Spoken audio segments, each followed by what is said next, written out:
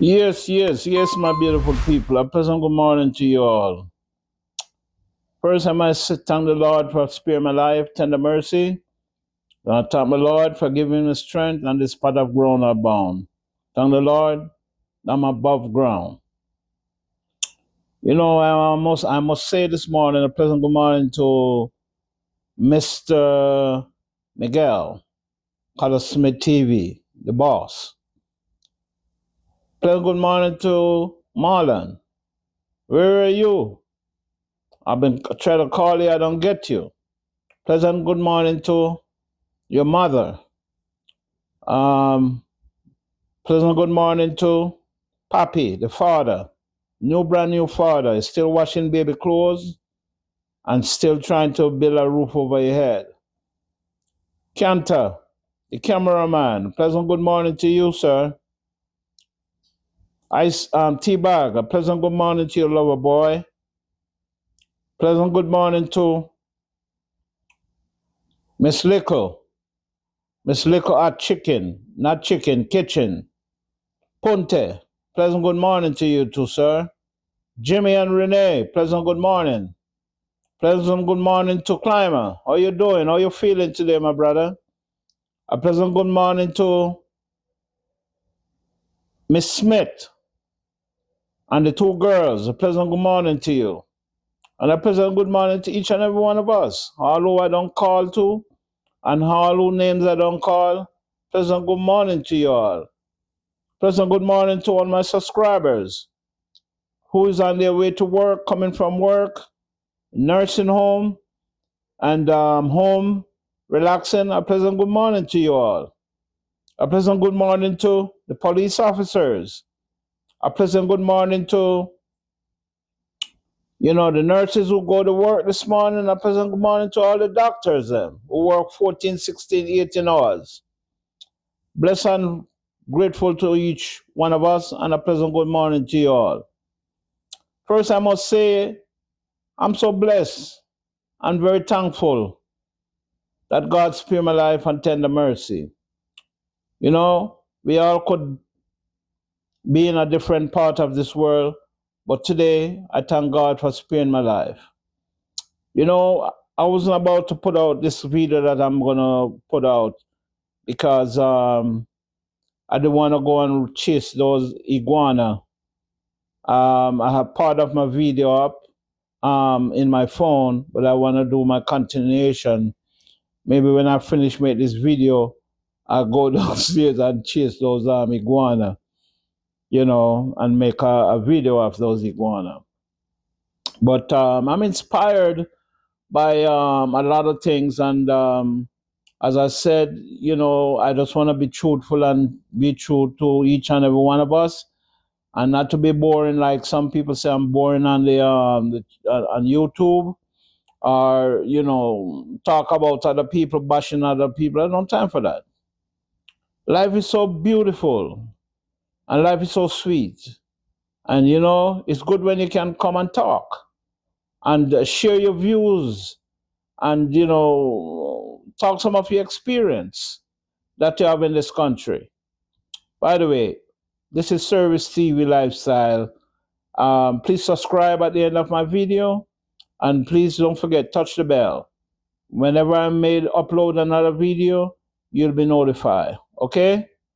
Um, you know, when I just came to America in the late 70s, I didn't just came straight to New York.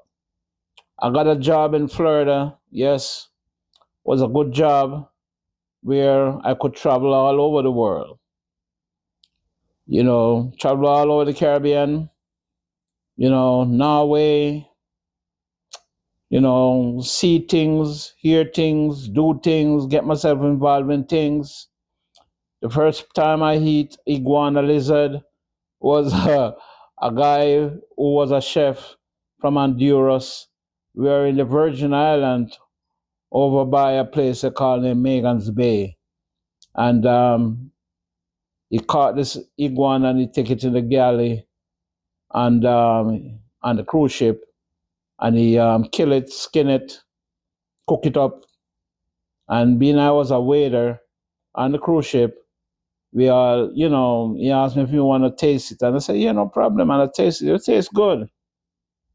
And the second time I tasted iguana was in the Bronx, was in Brooklyn rather. I used to see a woman from Guyana, from Linden, Guyana. She's a nurse. And not calling her name, but there's a place over by Rogers Avenue, somewhere over by Rogers and 21st Street in Brooklyn. There's a bodega store over there owned by a West Indian store. You can also go in there and get your iguana. So she took me there, we buy the iguana, and I take it to my apartment and we clean it out, all the grass out of the belly of the iguana.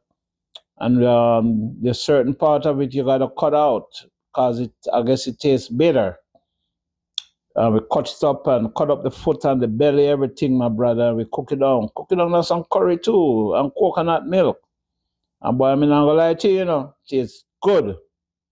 Very, very good. So let me go on there yesterday, run all over the place of Florida. Then more cleaner than what you think. You see? The more cleaner than the pork one they put on the belly.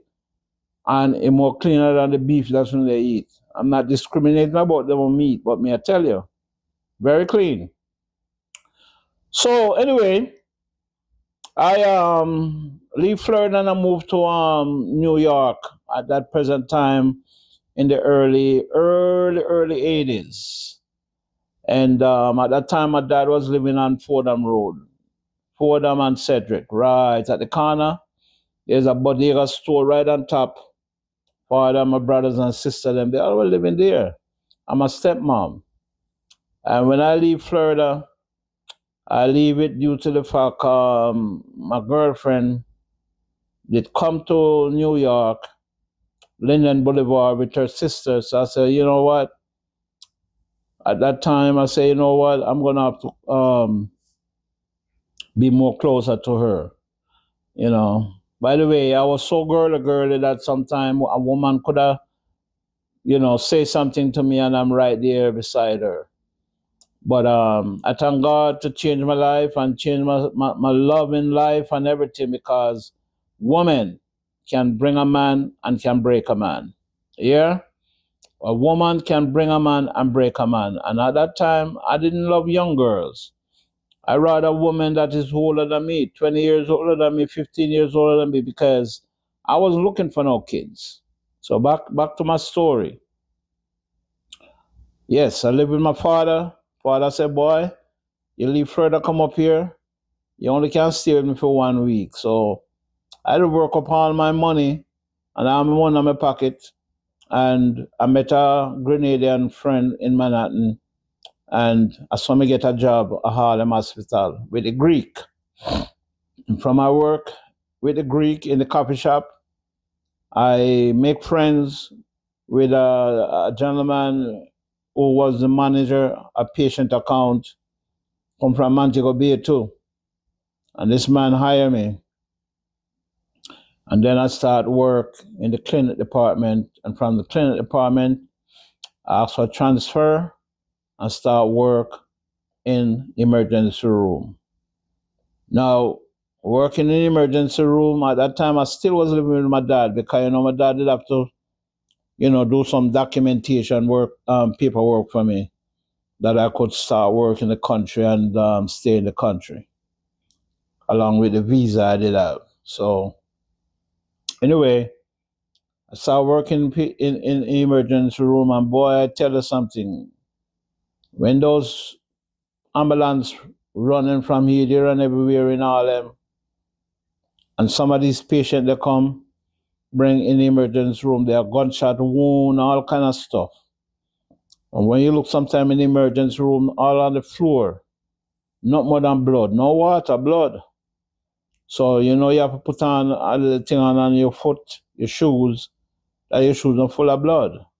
By the way, it's wide experience, and this is how I was interested and still interested, been interested to become a nurse and an anesthesiologist because it was a very interesting work. But anyway, I worked my way up, worked my way up in the emergency room. I'm still living in the Bronx until I make friend with one of the guys in the maintenance department who owns, at the time, did own a jerk pork place over by 233rd Street off White Plains Road on Gunnell Road. Yes, indeed. Vernon Jerk Pork Paradise. Yes. Yeah, man. I worked there for a while. No, because when I was in Jamaica, I didn't know no about jerk pork. I didn't know about jerk chicken. Because the way I was brought up, no about cooking pork. But I learned. So from there, I met a lady of my dream. And this lady, she's from Clarendon. All right? She come from Maypen, Clarendon. And, the two of us shack up together. And then I moved from my father, I moved in with her. And we lived for a period of time. At times she did live somewhere on Bronxwood Avenue, 211 Bronxwood Avenue. Yes, indeed. We lived there for a while until we moved to Rochdale Village. We bought a condominium and we lived there. And at the same time, I was working at Harlem Hospital in the evening time. And in the morning time now, I work at a nursing home.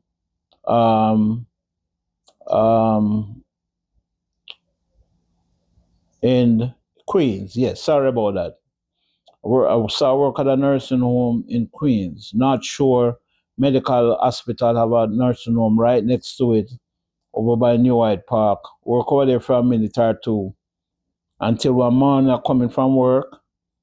And I think I was a little bit too tired too because I bought this brand new car, Buick Skylark. And my wife have her car, I have my car. And coming from work, exit off the Cross Island Parkway onto Mentone, and a guy run into me and I total my car.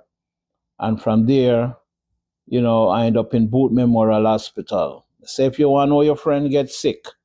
At that time, I have friends from Harlem Hospital come visit me. And, people from all over come and visit me, And I laid up for a while. At the time that was about 1983, 84. I lay up for a while till I get better because my leg was broken. And at that time, the lady that we were living together, the first thing she can check was to see if my middle leg broke. Of all different places on my body, that's the first place she can check if my middle leg was broken.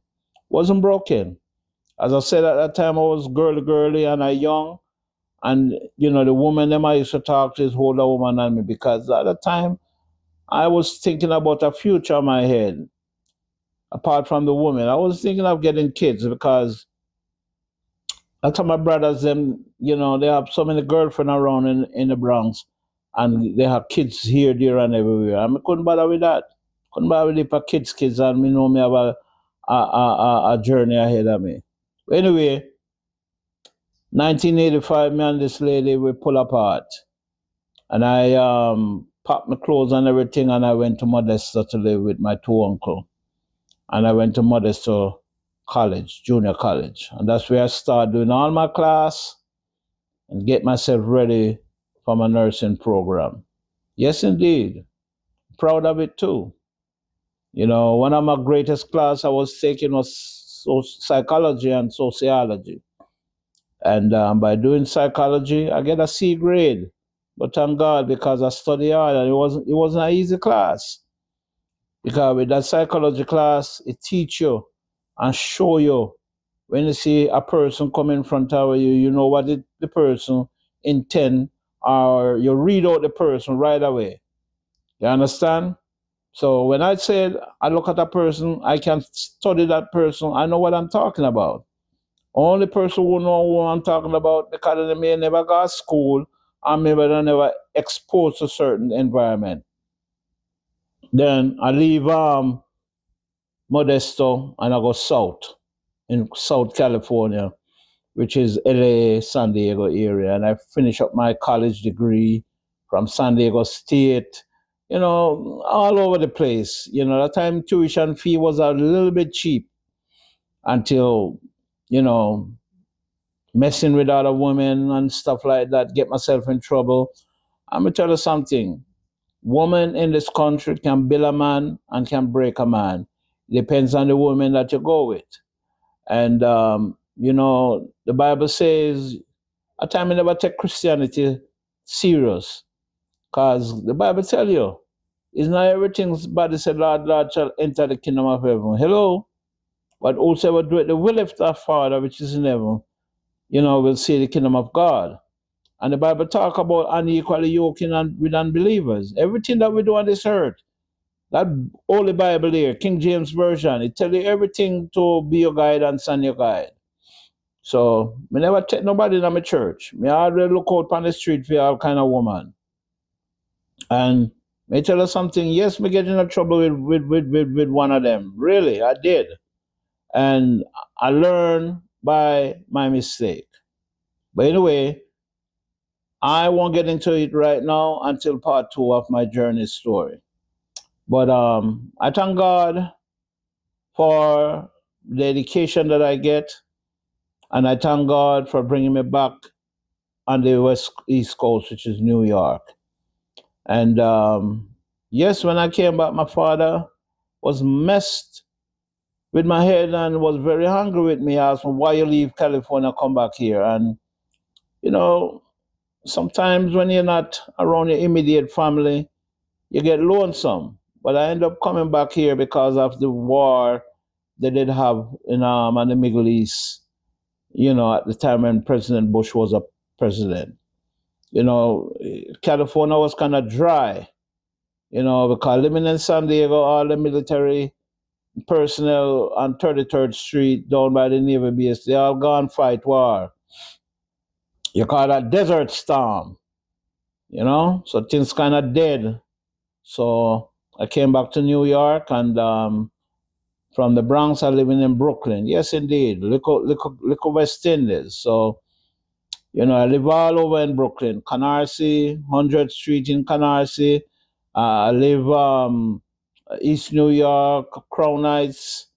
Get my first child in Crown Heights, and I tell you, that was a blessed thing for me. It was good and it was bad because, when I look and see all my nephew them and my cousins them, they all growing up, married and getting kids, I kind of feel jealous too. I say I have to get me one too. So I get my daughter, and me and the mom, we never see eye to eye, but I raised my daughter in the right and proper manner in church and everything until she's a grown woman now, have her own kid. May God bless her, man. My daughter, she's the most sweetest thing to me in my life. I will never leave her nor forsake her or having her begging bread. And also my granddaughter, very beautiful little kid, So much to say to that is, I have a wide experience journey, with my life. And yes, I'm not going to tell nobody I don't know what jailhouse is like. Yes, sometimes you live in New York, and it depends on where in New York, the cop might look at you and just grab you up and think you look like somebody who they want. And by they take you downtown Brooklyn, and you come out, you go downstairs in the basement, you come out upstairs on a different street. You know what I'm saying? It's just a processing at the time for black folks. You go down in that jailhouse, you see more black people more than white people, and I always wonder why. But I saw the thing set. So the thing said, but I thank God. I thank God to spare me, and I thank God to bless me, and I thank to give me strength on this part of ground I bound. Jesus paid it all for us, and all to him I freely give. I will never stop talking about God because God is my refuge and strength. And when I talk about God, I mean it. This is not a YouTuber that fake, fraud, and phony. Not into that. Bless up to all my subscribers, bless up to all my listeners, and bless up to all each and every one of us. Don't forget, when you subscribe, please hit that bell. Okay? Hit that bell, and when the time I make a video, you will surely get a notification. All right. Yeah. So I'm not fake, fraud, or phony. I'm a real person, real man, real man. Yeah. So I'm gonna end this video right now as we speak, and I'm gonna ask God to guide me today. I'm gonna be going out next to the lake, and I'm gonna look for those iguana lizard. All right, because I start a video with some, and I'm gonna want to accomplish that video. All right, big up to Marlon, and big up to the Color Smith crew. Big up to one and all. I'm not gonna do any roll call today, but a prayer goes to each and every one of us. Miss Little hot chicken, not chicken, kitchen. Big up to you too, Miss Little. Marlon, Color Smith wife. Good morning to you, Mama. Good morning to you and the kids them. Kanta, good morning to you. Papi, good morning to you. I see you getting some sand and cement and the more and the 9 yard to build your house. A pleasant good morning. I hope everything okay with you. You get a baby. Now I see you trying to get a roof over your head, for your child. And that's good. That's good. That's good. That's good. I appreciate you as a young man where you see the light in front of you, and a lot of people don't know and don't understand. You know, I like when I see a young man strive. You understand?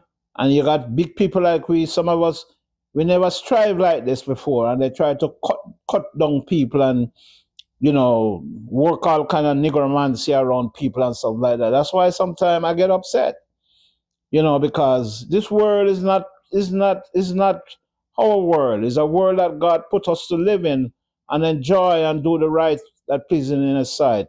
And remember, not everyone that said, Lord, Lord, shall enter the kingdom of heaven.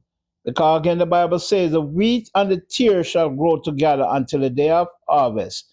Not everybody pick up the Bible mean good. You understand? And I like when a man read the Bible. Because when you read the Bible, you're telling me a lot. You understand? I don't want you to hold the Bible in your hand and they look from top to bottom. You understand? Read it. Read it. The Holy Bible. And that tells me a lot that you know the Bible. But when you start play games with the Bible, then me look upon you as a different man. You understand? Or a different person.